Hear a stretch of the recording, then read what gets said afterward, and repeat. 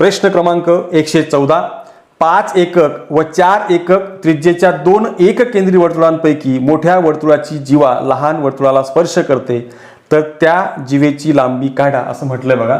इथे 2 वर्तुळे आहेत आणि दोघी वर्तुळांचा केंद्र जो आहे तो एकच आहे, एककेंद्री वर्तुळे। याचा अर्थ असा होतो की या ठिकाणी 2 वर्तुळे असतील आणि त्या वर्तुळांमध्ये फक्त त्यांच्या त्रिज्येचा फरक असेल, सेंटर मात्र म्हणजेच त्याचा केंद्र जो आहे तो एकच असणार आहे आणि त्रिज्या वेगवेगळ्या असतील।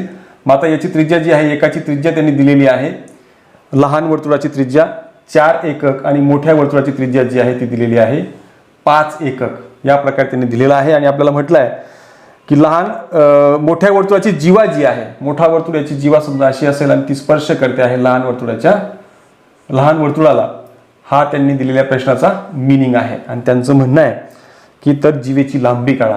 तर मित्रांनो इथे आपण याच्यावरती जर असा एक जोडला, ही स्पर्शिका आहे, स्पर्शिका आणि त्रिज्या हे एकमेकांना लंब असतात, त्यामुळे इथे काटकोन त्रिकोण तयार होईल आणि ह्या जर जोडल्या आपण तर या ठिकाणी ही तुम्हाला माहिती आहे की लहान वर्तुळाची जी आहे ती त्रिज्या 4 आहे, म्हणजे ही लेंथ 4 येईल आणि हे जे आजूबाजूला दिसत आहेत काढलेले याच्यापैकी ही 5 येईल।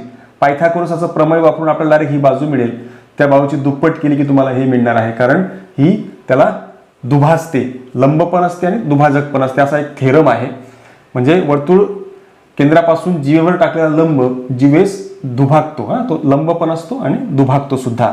म्हणून या ठिकाणी डायरेक्ट आपण पायथागोरसचं प्रमेय जर वापरलं तर कर्णाचा वर्ग म्हणजेच 5चा वर्ग हा इतर 2 बाजूंच्या वर्गांच्या बेरजे इतका असतो।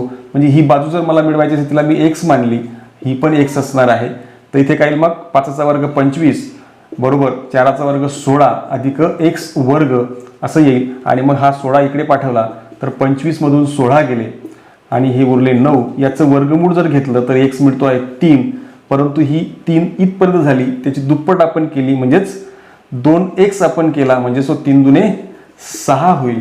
म्हणून टोटल जे आपल्याला मिळणार आहे जीवेची लांबी ही 6 मीटर मिळणार आहे। 6 एकक त्यांनी दिलेला आहे, तर हा पर्याय क्रमांक 1 जो आहे तो आपला अचूक पर्याय आहे।